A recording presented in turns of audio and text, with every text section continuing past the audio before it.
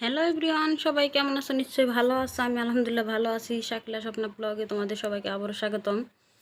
তো অবশ্যই ভিডিওটা দেখার আগে লাইক দিয়ে দেখা শুরু করবে, ভালো লাগলে অবশ্যই শেয়ার দিবে। তো আমার পেজকে ফলো দিয়ে পাশে থাকবে। তো রাস্তার ধারে পড়ে থাকা জিনিসও যে এত টেস্ট করে রান্না করে খাওয়া যায়, এটা আসলে মানে ভাবা যায়। এই কচু শাকটা কিন্তু আমার খুবই ফেভারেট। তো ইলিশ মাছের মাথা ছিল না বাসায়, বাট একটা ইলিশ মাছের লেজ ছিল বড় সাইজের। তো সেটা আমি অনেক, যেহেতু লেজে অনেক কাটা, তো এই যে পানি দিয়ে লেজটা আমি চুলাতে সিদ্ধ দিয়ে দিচ্ছি। তো সিদ্ধ দিয়ে তারপরে যে সবগুলো কাটা ছেড়ে নিব, সব কাটাগুলো আমি সুন্দর করে বেছে নিব।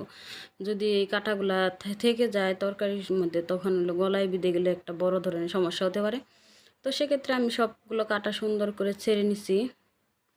সুন্দর করে বেছে এই যে আমার অনেকটুকু মাছ হয়েছে, সবগুলো কাটাই কিন্তু আমার বেছে নেওয়া হয়ে গেছে।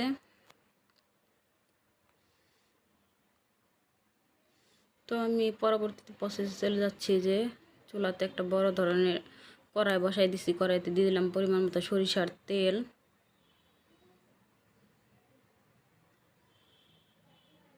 তেলটা গরম হয়ে আসলে কিছু জিরা ফোড়ন দিয়ে দিছি। যেহেতু আমি সব রান্নার মধ্যেই কিন্তু এই যে জিরা ফোড়ন দিই, এটা আমার একটা বদভ্যাসে পরিণত হয়ে গেছে। সবাই দেয় কিনা জানি না। তো বেশ কিছুটা আর কি একটু বেশি করে পেঁয়াজ কুচি আর একটু বেশি করে কাঁচামরিচ কুচি দিয়ে দিলাম। যদি ভিডিওতে বোঝা যাইতেছে কম, আসলে কিন্তু এখানে অনেকটুকুলোই। তো সুন্দর করে একটু ভেজে তারপরে দিয়ে দিলাম একটু বাটা মশলা, আদা রসুন জিরা একাত্র বেটে নিচ্ছি আমি। দিয়ে দিলাম স্বাদ মতো লবণ,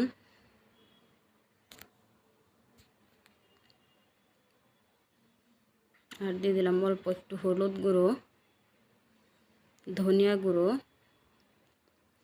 আর দিয়ে দিলাম সামান্য পরিমাণ লাল মরিচের গুঁড়ো।